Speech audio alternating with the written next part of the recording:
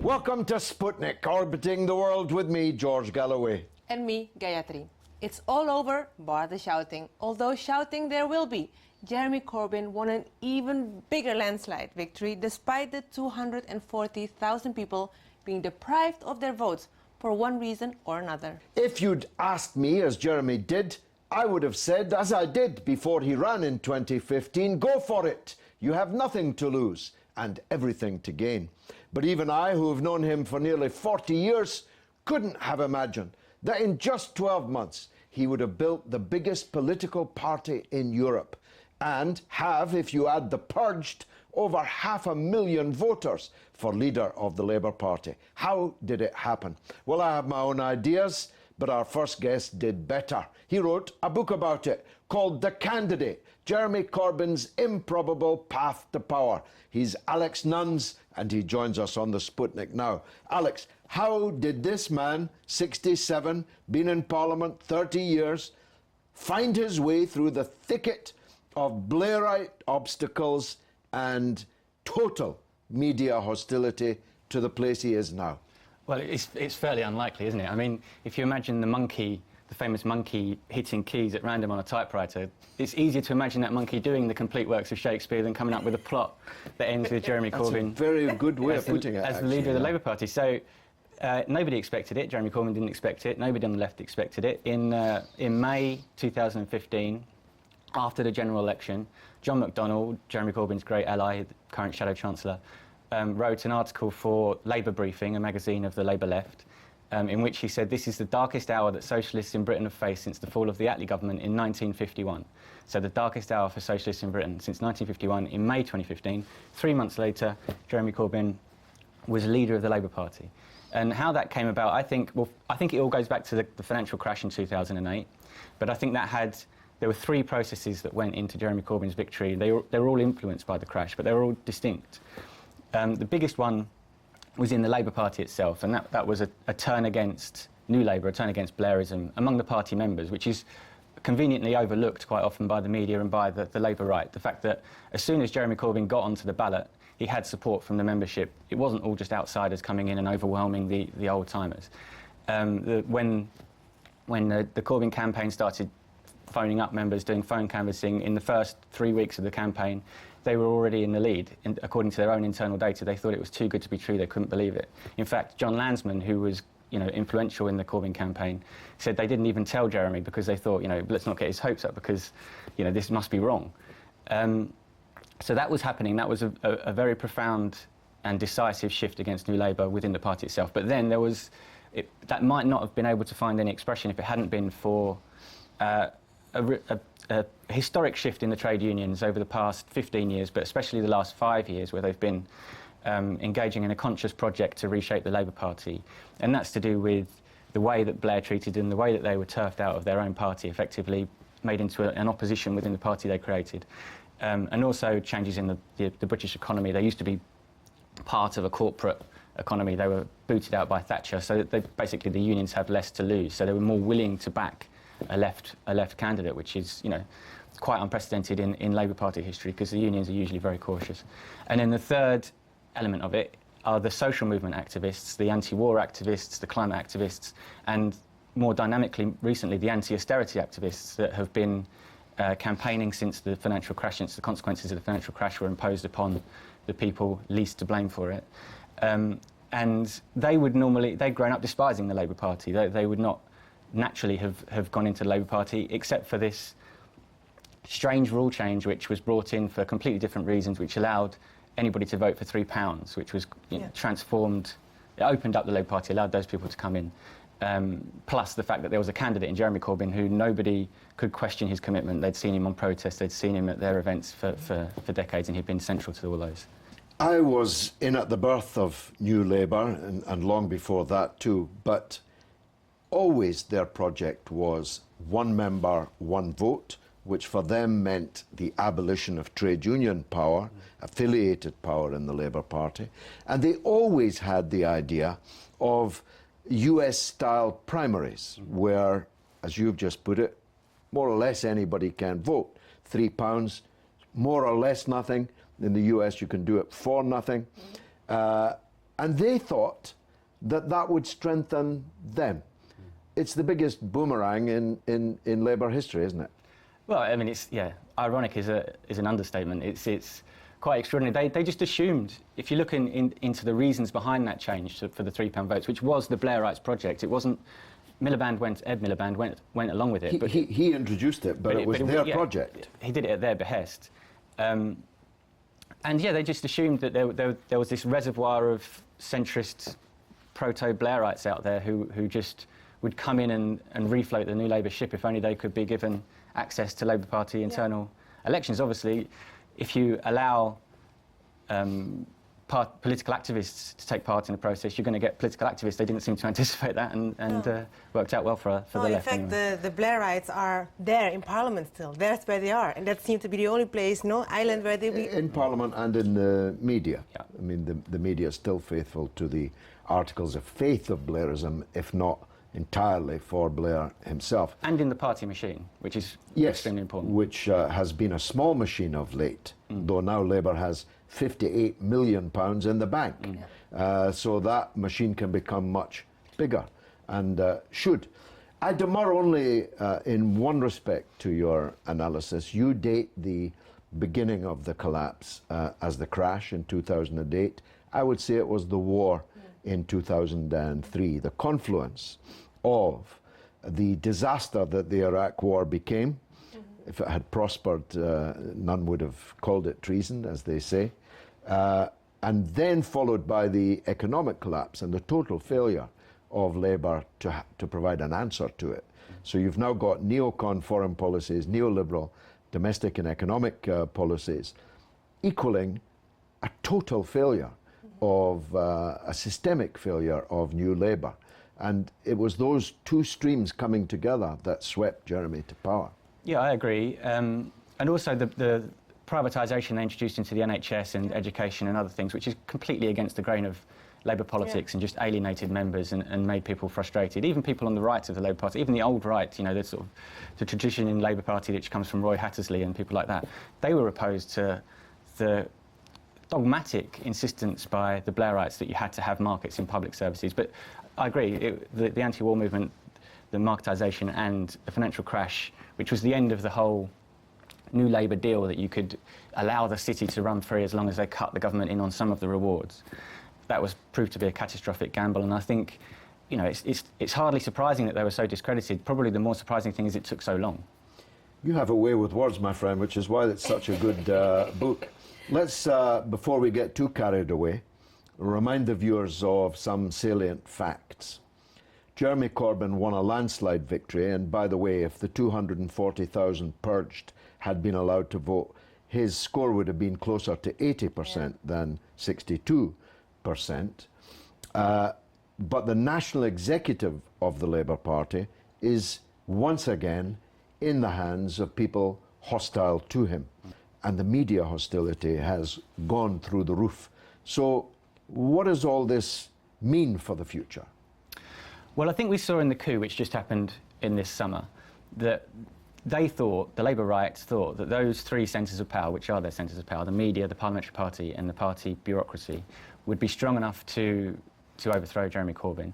They're completely bewildered and shocked that it turned out not to be so. If they'd read my book, which they couldn't have done because it hadn't come out, but if they had read my book before they launched their coup, they might have learnt about how Jeremy Corbyn became leader in 2015, and they could have predicted from that he would survive the coup in 2016, because his sources of power were different. His sources of power are in the movement that coalesced around him, in the trade unions, and in the party members, as distinct from the movement. And those prove stronger than the forces opposed to Corbyn so far. But it's a constant battle, and it's going to continue to be a constant battle. We just saw at this Labour conference this past week, we saw the NEC expanded itself to include 2 more likely to be anti-Corbyn representatives from Scotland and Wales, to completely obviate all the work that went in over the summer to get a Corbyn majority on the NEC. And that's, I think, a very bad defeat, which is going to have long-term consequences, because it now means that the NEC can probably block Corbyn's central aim, really, which is to democratise the Labour Party and allow the members to have a say over policy. And change the currently undemocratic rules where you require something of the order of 45 members of Parliament to nominate the leader. So God forbid if Jeremy fell under a Clapham omnibus, no left-wing candidate could possibly get into the race under the current rules. But they said that about Jeremy Corbyn.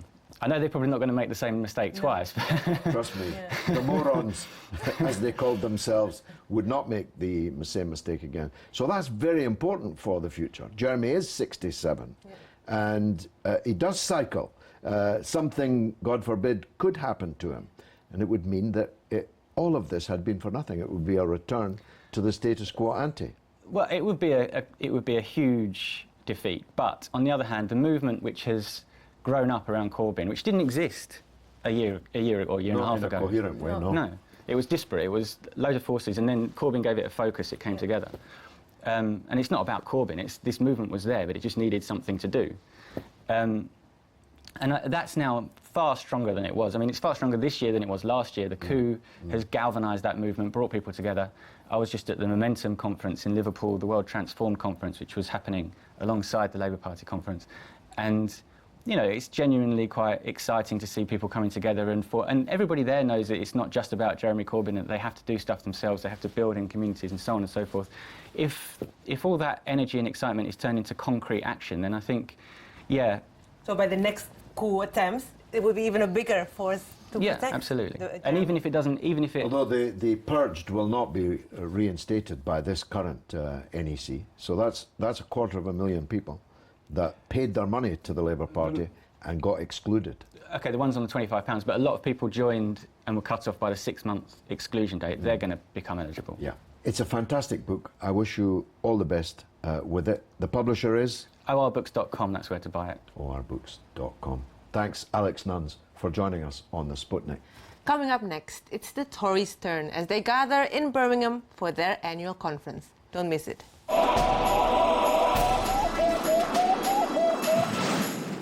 Welcome back to Sputnik.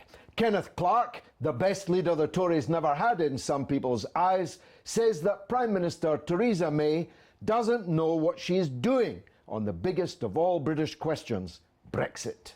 Now, these may be clouds no bigger than Liam Fox's hand, but they could be harbingers of great storms to come. Joining us now is the man who really is the best leader the Tories never had, at least in my opinion, former Minister and London mayoral candidate Steve Norris. Now, these clouds, Steve, they may be no bigger than Liam Fox's hand, which, trust me, is not a big hand. It's a Donald Trump-sized hand. But they nonetheless could be harbingers of great storms to come, because the Tories do have some difficulties ahead. Well, of course, the Tories were split entirely, as were other parties, between Leavers and Remainers. There's no question that when Mrs May said Brexit means Brexit, it unfortunately gave rise to the whole question, well, what does Brexit mean? You know? And there's another issue, which is that she doesn't have a large majority in Parliament. She has now got to tread carefully. She's clearly made no friends among the Cameron-Osborne brigade, and it's more than just the two of them. So this is going to be quite a testing time for her, I suspect. Personally, incidentally, I may say I'm really delighted there's a grown-up in charge. I think that she and Philip Hammond are political grown-ups, that they're more concentrating on the real issues, on making sensible decisions which are in the country's best long-term interest. Perhaps, you know, maybe she's not going to be telling us who she thinks ought to win Britain's Got Talent, but personally I think that's a bit of a step forward. So it'll be testing, but as of yet, I'm in Theresa's camp, definitely. Well, she's grown up in the sense she's rather older than recent prime ministers. Yeah. I'll grant you that. But there is some sense in which these divisions, and books are coming out now which are exacerbating these divisions, and more to come, we understand. As you say, there is no definition yet. You and I were both, I think, for Brexit. But you and I probably have very different views of what Britain should look like and what its relationship to the European mainland should be in the future. So where do you think she is headed? Well, personally, actually, I'll just say that I don't think you and I would be far apart on where we think Britain should be in its relations with the rest of Europe, because, you know, this idea that our leaving the European Union's corrupted bureaucracy is the same as us somehow turning our backs on Europe is offensive and ludicrous. You wouldn't want that, and neither would I. I think what she's going to find, whatever her instincts, is that the only option available is what we now call hard Brexit. And I'll tell you why. First of all, let's get rid of the idea that hard means aggressive, tough, difficult, and all of those sort of rather unpleasant words, any more than soft means, oh, let's just shake hands and love each other, you know. The reality is that if the rest of the EU is not, or if the EU as a body is not prepared to move on us taking back control of our borders, and given that that was clearly what over 17 million people were telling us in the referendum, then it seems pretty clear that there is no point in trying to subsequently negotiate our continued membership of the single market. So the obvious thing for us to say is, look, we're out. We're out of the single market. The single market, of course, excluding the UK, sells as much to the UK as it sells to the United States of America. Last time I looked, the US wasn't actually in the single market, and neither did it have open borders. So here's the deal. We're not going to impose any tariffs unless you do first. Now, I saw yesterday, for example, the head of Jaguar Land Rover, a major automotive producer in the UK, saying he was very worried about the implications for hard Brexit. Let me tell you, he's not half as worried as the boss of Mercedes-Benz, BMW, Audi, Volkswagen, Porsche. Remember that the UK is home to 20% of the German auto industry's exports. 20%. So, you know, my view is that there's no point in trying to negotiate with the remaining 27. We'll be doing that till you and I are long gone. It's a ridiculous proposition. We just have to say, we're out. Now, what's our future relationship going to be? Is it GATT tariffs, which average 3 to 4%? Because frankly, if it is, remember that the currency fluctuations are going to be much more significant than that. That has much more to do with the competitiveness of your imports or exports. Or are we going to go for some completely tariff-free regime where, you know, you want to trade with us, you sell far more to us than we sell to you, and if you're happy to do that, we're perfectly happy to do it. I think hard Brexit, by which I mean we leave, is actually the only practicable way forward. And when Mrs. May has discussed it, you and I know what she now does. She studies, she reads all the evidence, she comes to her own conclusion. She may find that difficult, incidentally, when she's trying to run 20 government departments, but that's her method. And I think on this, as you rightly said, the most important question in Britain right now, she'll study it, she'll read everything, and she'll come to the conclusion this is the only practical way forward. Well, I'm with you in every particular on what you just said. Although I make this caveat, and I know because I know you very well, that you agree that free movement of labour is what we are keen to stop, Absolutely. not people. We're not against people because they're foreign or I'm married to one. I'm talking about the labour supply. If you flood the labour supply, then you drive the price of labour down. This is simple economics. Well, again, I'm with you because, you know, my own view is that when you take back control of your borders, you most certainly don't shut them. No. That would be absurd. It would not only be inhumane, but it would also be against our own national interests. We need skills. We need tourists. We need all sorts of people to come here and enjoy coming to the UK, whether they're coming to settle or merely coming to visit. I couldn't agree more about that. And just to say that the real tragedy in terms of importing effectively cheap labour is that cheap labour itself, that migrant labour, is being exploited. Yeah, Let's be clear. Sure. And in the process is making profits for employers, but at the expense not only of those exploited migrants, but of other people, of our citizens in this country. Of all colours, of all colours or from wherever they came, who of course are not, they haven't seen their wages rise in 5 or 6 years. This is an old convinced Tory saying this. You know, I still believe that the divisions in our society have to start to close, and that this is one way in which we've got to make sure that happens. That's what that 17.4 million people, in my view, were arguing for. They weren't saying we never want to see any more migrants or we never want to see a foreigner again. It wasn't jingoistic. It was saying, look, my job, you know, I'm trying hard to raise a family. I haven't seen an increase in pay for 5 years. It's because of this cheap labour, which of course we know is being exploited. Indeed. How are the Tories doing otherwise? It's a bit like, apart from that, Mrs. Lincoln, how did you enjoy the second act? But how, I mean, do you feel that May is a kinder, gentler kind of Toryism, a more hard-edged kind of Toryism to Cameron? What actually is she? Well, I think she's. It really is true that, you know, what you see is what you get. She's a daughter of a parson.